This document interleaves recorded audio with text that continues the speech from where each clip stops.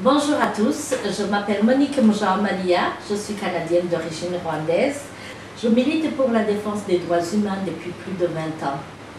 J'ai eu l'occasion de rencontrer Émilie et Eric et je ne peux pas m'empêcher de leur poser des questions que tout le monde se pose concernant l'Arche de Zoé. Eric, pour commencer, est-ce que vous pouvez résumer en quelques mots l'opération l'Arche de Zoé au Darfour? J'ai organisé en 2007 une opération humanitaire en faveur des enfants du Darfour. Cette opération visait à évacuer des enfants orphelins du génocide perpétré dans cette province du Soudan. Après 2 mois passés à l'est du Tchad, à la frontière du Darfour, à regrouper, soigner, nourrir un certain nombre d'enfants, 103 pour être précis, nous avons été arrêtés par les autorités tchadiennes à la demande des autorités françaises, qui à l'époque craignait que notre opération ne crée un incident diplomatique important avec le Soudan. Et c'est à partir de ce moment-là que les autorités françaises et tchadiennes ont commencé à faire circuler ces rumeurs d'enfants tchadiens enlevés à leur famille pour je ne sais quelle histoire de trafic d'enfants, trafic d'organes, trafic d'adoption. C'est à partir de ce moment-là qu'a commencé ce qu'on a appelé l'affaire de l'Arche de Zoé, qui est devenue une saga médiatico-politico-judiciaire dans laquelle on est encore aujourd'hui. 5 ans après le début de cette affaire, que l'on peut qualifier aujourd'hui de politico-médiatique, quel regard portez-vous sur toute cette opération?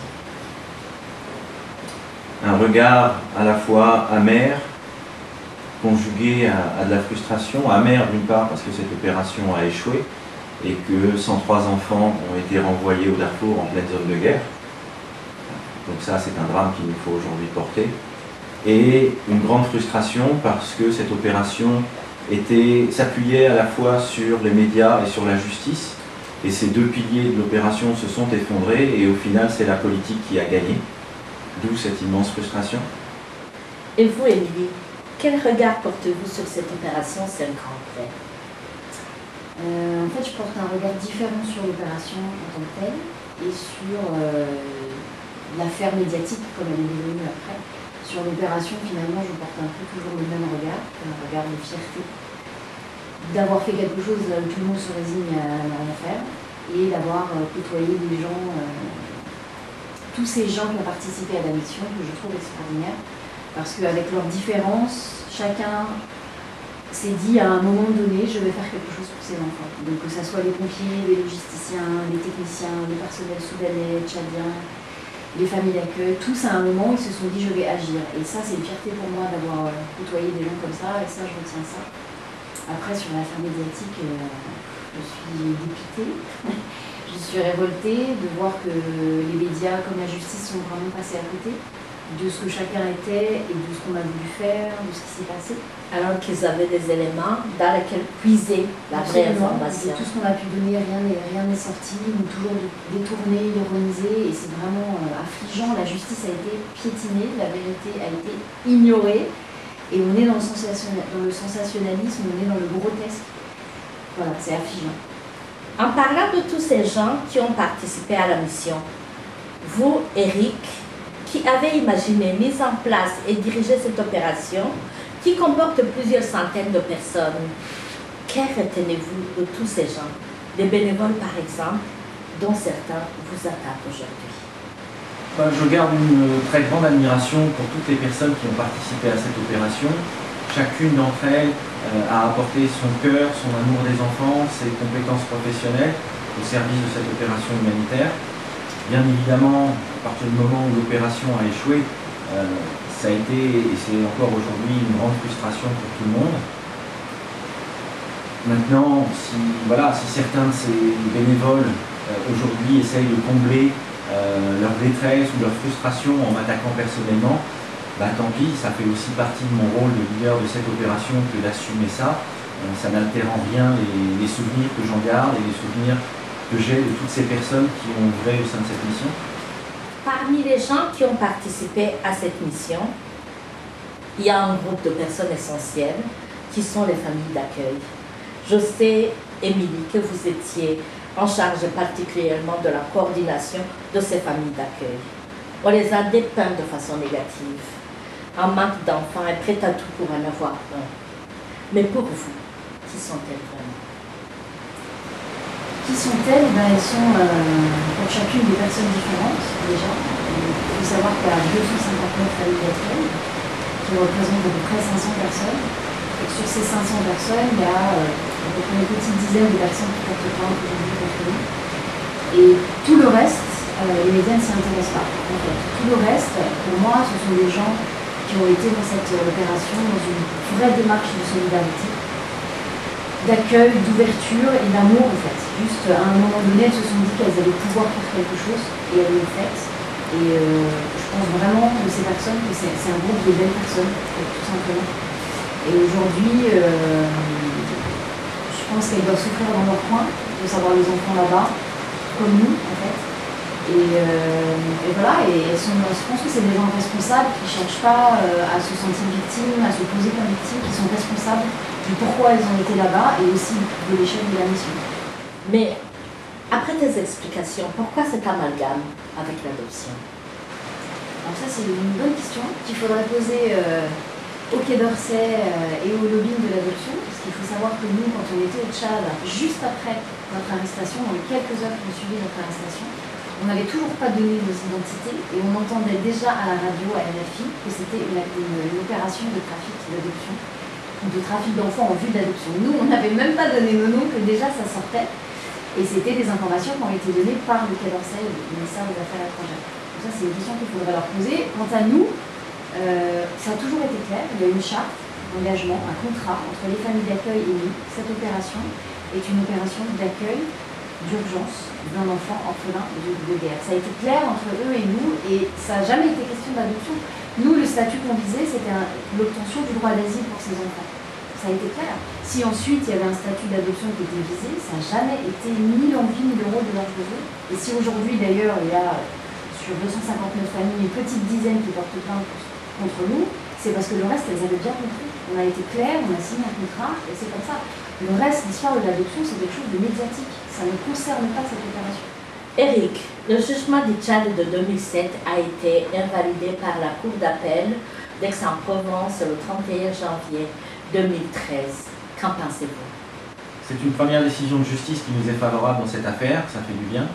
La Cour d'appel d'Aix-en-Provence a estimé que l'identité et la nationalité tchadienne de ces 103 enfants n'a jamais été établie ni démontrée, pas même au cours du procès de N'Djamena.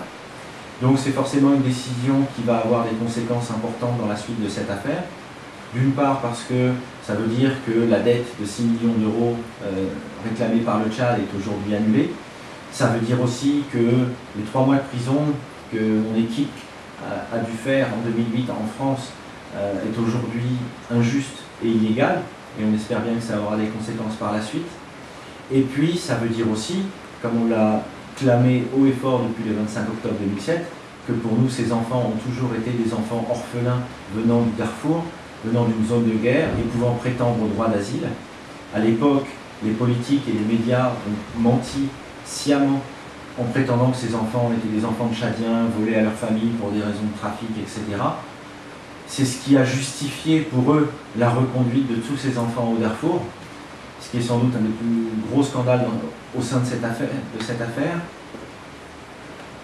On va voir les conséquences de cette décision de la Cour d'appel d'Aix-en-Provence sur la suite de cette affaire, mais il est clair qu'il y aura des suites. Justement, en parlant de justice, pour quelles raisons vous n'avez pas participé au procès au mois de décembre dernier à Paris? J'ai refusé de participer au procès du mois de décembre dernier, tout simplement parce que c'est une mascarade. Ce procès a été basé sur une instruction tronquée qui a été réalisée uniquement à charge. Instruction au cours de laquelle le juge d'instruction n'a jamais enquêté sérieusement pour découvrir quels avaient été les faits, quelle avait été la réalité de notre opération au Darfour et à l'est du Tchad. Le juge d'instruction n'a pas cherché à enquêter sérieusement sur les réels agissements de l'État français dans le cadre de la préparation ou du déroulement de cette opération humanitaire. Il n'a pas non plus cherché à savoir pourquoi l'État français avait fourni des armes aux dictateurs tchadiens en échange de notre grâce et de notre libération. Il n'a pas non plus cherché à savoir pourquoi est-ce que la France avait versé 103 millions de dollars au régime génocidaire soudanais en marge de cette affaire. À partir du moment où personne ne cherche l'établissement de la vérité, la justice ne s'intéresse pas aux faits, ne s'intéresse pas à la réalité, ne s'intéresse même pas d'ailleurs au point de droit dans cette affaire. J'avais donc aucune raison de participer à ce procès. On a déjà participé à une mascarade à N'Djamena, je n'allais pas en faire une seconde à Paris. En plus, mon absence, j'espère, aura permis à mes camarades d'infortune, qui étaient aussi accusés dans cette affaire, de pouvoir se défendre en toute liberté, sans pression, en canalisant leur énergie pour leur propre défense, sans chercher à défendre la mission ou sans chercher à me défendre moi. Rien que se défendre eux-mêmes, c'était déjà beaucoup. Pour parler un moment des enfants, qui sont quand même au cœur de cette opération humanitaire, est-ce que vous pourriez nous en dire quelques mots? La première chose à laquelle je pense quand je vous dis ça, c'est est-ce qu'ils sont en vie? J'avoue que dès qu'on parle des enfants, c'est ça que je ne sais pas. Mon rôle déjà sur place, pour rappeler un peu le contexte, c'était de regrouper des orphelins du Darfour et via en fait des chefs de village. Donc je travaillais tous les jours à savoir qui était chaque enfant, quelle est son origine, quelle est son histoire, et donc tout ça, ça a regroupé des moments assez durs en fait d'entendre ce qui s'était passé, de voir le comportement des enfants, qui étaient souvent quand ils arrivaient, ils étaient dans un certain mutisme, on ne parlait pas leur langue, on était blancs. Enfin, il y avait quand même beaucoup de choses qui faisaient qu'ils me regardaient avec des yeux comme ça, et le bonheur c'était de les voir s'épanouir en fait, un peu comme des fleurs en fait. En fait, à un moment, je pense qu'ils se sont sentis en sécurité. Et ils se sont épanouis, quoi, comme un enfant. À un moment, c'est je suis un enfant, et donc on a vu réapparaître des sourires, ils mangeaient mieux, ils commençaient à jouer entre eux et avec nous. C'était magique. C'était juste magique, quoi. C'était des bons souvenirs. Les enfants. Mais pourquoi les autorités ont-elles prétendu que ces 103 enfants étaient des enfants tchadiens volés à leur famille?